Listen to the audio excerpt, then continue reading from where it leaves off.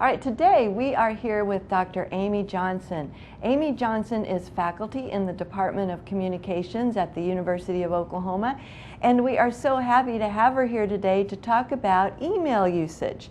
Now, this is something that we wouldn't have been too concerned about 20 years ago, but to give you the best thoughts about how to deal with your students, email is part of that now. So, Dr. Johnson, how prevalent is email usage with students these days?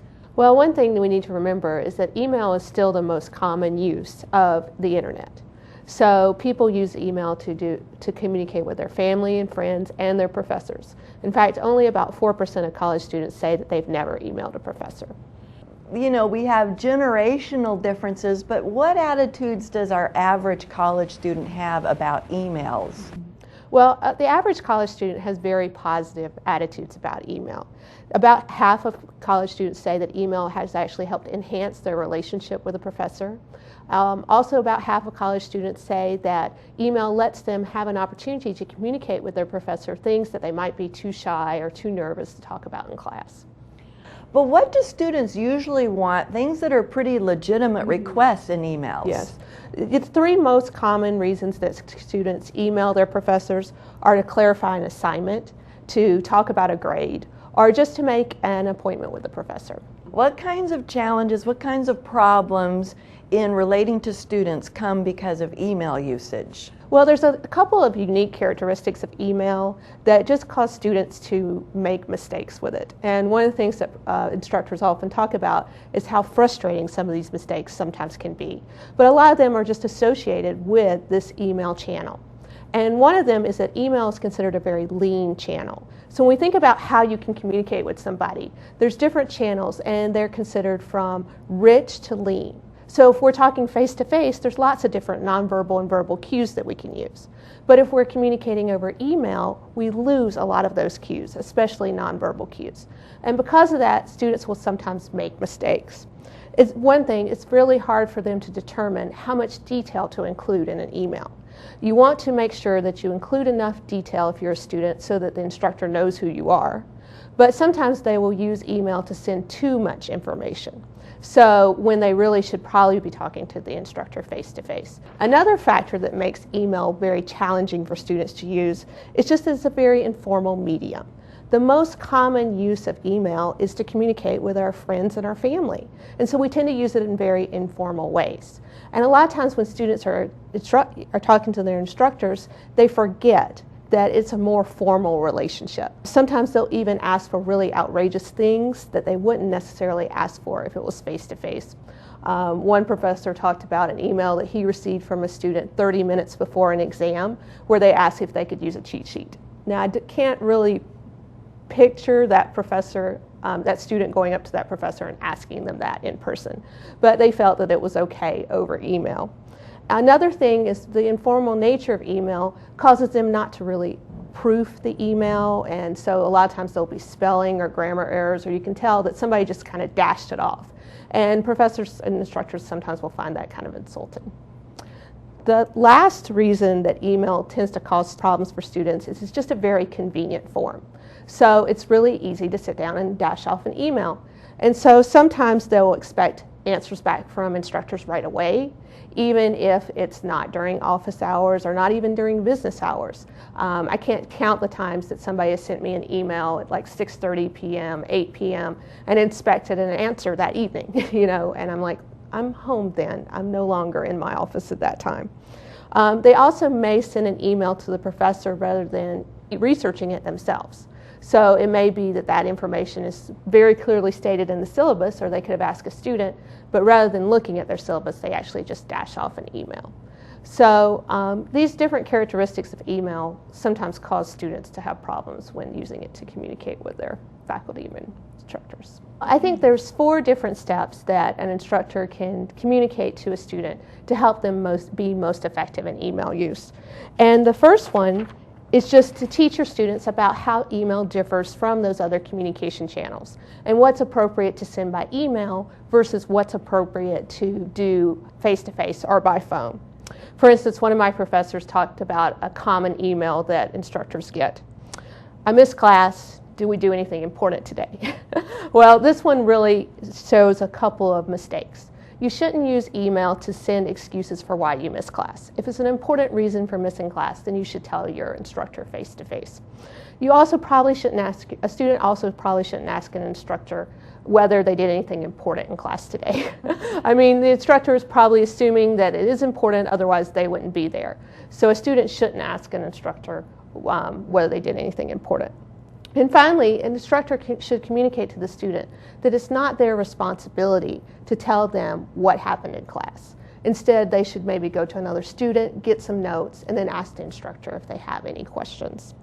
Another thing to communicate to the student is that email is not appropriate if you're sending an attachment. If a student needs to send you an attachment, there's probably enough information that they should talk to the professor face-to-face. The second thing that the instructor needs to help the student learn about email is just that there's certain rules for do's and don'ts about email use. And the first one is to teach the student to consider the recipient.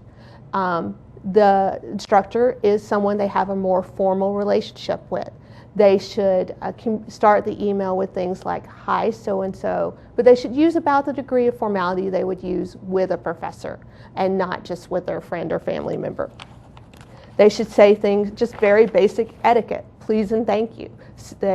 Instructors should encourage the student to send a response back when they send an email so that the instructor knows that they've received it. They should encourage the students to proofread their emails so that they're legible. And they should also tell the student to not expect and reply outside of office hours. They should not expect to send an email at 7 p.m. and receive a reply by the next morning. They should not expect to get answers to emails over the weekends as well. The third thing to teach your students about email use is to be very efficient in the use. Students should leave long explanations for class. They should put their name, their class, and their section number in the subject heading of the email so that the instructor knows exactly which class the email is coming from. The last one is to teach your students about what is inappropriate in terms of email use, what they shouldn't use email to do. Tell the students they should not use email to ask for a summary of what was covered in class the other day. They should not ask a professor to send them long pieces of information, such as, can you send me the answers to problems 2 through 7? It's just too much to do over email. An instructor doesn't have time to do that for individual students. Teach your students not to ask for extensions over email, especially at 2 in the morning if the assignment is due the next day. That's not going to work. And one of my favorites, teach your students not to ask for last-minute meeting cancellations. I cannot tell you the number of times that I've gotten up and made sure to be in at 8 a.m. for a meeting and found that the student emailed me the night before at 10 p.m. saying they weren't going to be there. That happens to me all the time, and it's quite frustrating. So I think just in general, help teach the students how to use email effectively and how not to assume that their professor has gotten the information the minute they send the email. In terms of the perception on the part of students about how well an instructor is doing, I would suppose that email is a huge part of that in today's world. Right, and a lot of times in this talk I've been talking a lot about what the students should do. But it's really important for instructors to remember that instructors actually email students more than students email instructors. And the email that instructors send, how friendly they are, how helpful they are, how prompt they are, hopefully not at 2 in the morning, however, have been tied to things like how the students evaluate the professor and the positivity that they perceive in their relationship with the instructor.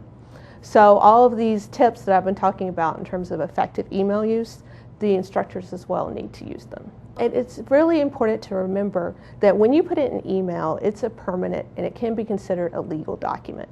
So you wouldn't want to put anything in email that you wouldn't want to potentially see show up in some type of court case. All right, I think that probably would be one of the biggest tips for any professional with Yes, emails definitely. these days. I know that you've brought for us today maybe an example of an email that is well done that you could put in your syllabus. Right, that you could actually include. And this email illustrates a couple of different things. It emails an appropriate subject line where the individual puts their entire name, maybe not their nickname, and their class, section, and time. It illustrates an appropriate greeting and an appropriate request over email, and says that if this actually is too much to send over email, that they will set up a time with the professor and when they might be available. And then it shows an appropriate closing where they again list their name and their class section number so that the instructor can find them. This email could go directly into your syllabus to give the students a good example. Mm-hmm. Well, thank you so much. This has been so instructive and something that we're all going to be dealing with. And so controlling expectations on the part of everybody would be the thing an instructor needs to cue in on. Yes. All right. Thank you very much. To sum up, here are the pointers from Dr. Amy Johnson. Reply so the instructor knows you received his or her email. Be polite. Use the appropriate greeting. Proofread. Don't expect a response outside of normal business hours. Leave long explanations for class. Use full name, class, and section number in the subject line of the email. Don't ask for a summary of what was covered in class. Don't ask for extensions of assignments by email. Don't ask for last-minute meetings or assignment changes. Don't send attachments that are due in class. Here is an example of an email that you could include in your syllabus. First off, there's the subject, class presentation question, James Thomas Smith, Communications 1113, Section 102. Hi, Professor Jones. I have some questions. Thank you, Jim Smith. Again, the class. Communications 1113, Section 102, Monday, Wednesdays at 1. Here are the kinds of things that you could include in your syllabus so that students will be approaching you and dealing with you properly. So thank you, Dr. Johnson, for being with us and giving us these examples, these pointers that we can include in our syllabus.